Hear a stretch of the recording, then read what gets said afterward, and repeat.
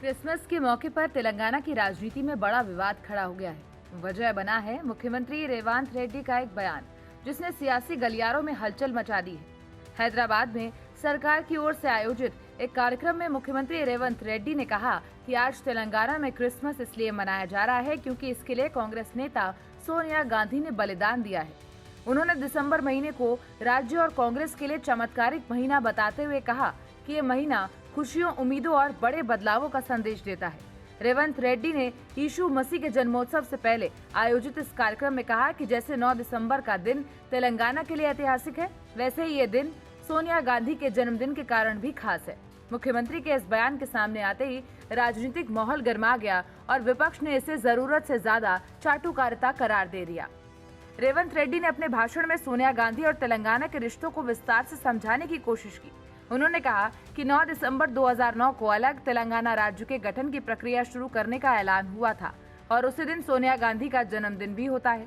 मुख्यमंत्री ने कहा कि सोनिया गांधी ने युवाओं के बलिदान को समझा और आंध्र प्रदेश में राजनीतिक नुकसान उठाने के बावजूद तेलंगाना को अलग राज्य का दर्जा दिलाने का फैसला किया। उन्होंने ये भी कहा कि उनकी सरकार यीशु मसीह की शिक्षाओं पर चलते हुए जन सेवा के रास्ते पर आगे बढ़ रही है। रेवंत रेड्डी ने शिक्षा और स्वास्थ्य के क्षेत्र में ईसाई मिशनरियों के योगदान की सराहना करते हुए कहा, मिशनरियों ने गरीबों को बेहतर इलाज और शिक्षा देने का काम किया है।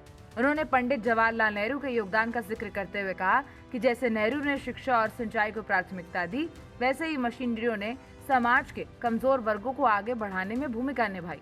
हालांकि मुख्यमंत्री का यही बयान अब उनके लिए सियासी परेशानी का कारण बन गया है।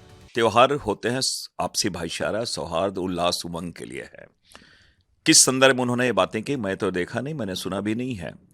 लेकिन एक बात बहुत स्पष्ट कर दूं कि राज्यों के निर्माण में जिनकी भूमिका होती है, सोनिया जी की भूमिका रही है, तो उस संदर्भ में उन्होंने कुछ बातों को उन्होंने कहा होगा। लेकिन भारतीय जनता पार्टी चीजों को तोड़ मरोड़ कर पेश करने में, और जहां गांधी शब्द आए तो मैं समझता हूं पूरी दुगनी गति से उन्हें उनकी छवि कैसे धूमिल हो, उन तथ्यों को रखने का प्रयास करते हैं। तथ्यों को तोड़ा जाता है, तथ्यों को मरोड़ा जाता है, एक पार्ट को पकड़ा जाता है।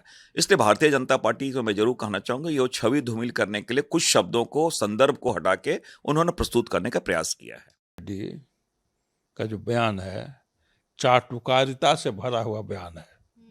चाटुकारिता हद हो गई। क्रिसमस ईसा मसीह जी के लिए उनके याद में मनाया जाता है, आई सोनिया गांधी जी कह रहे हैं।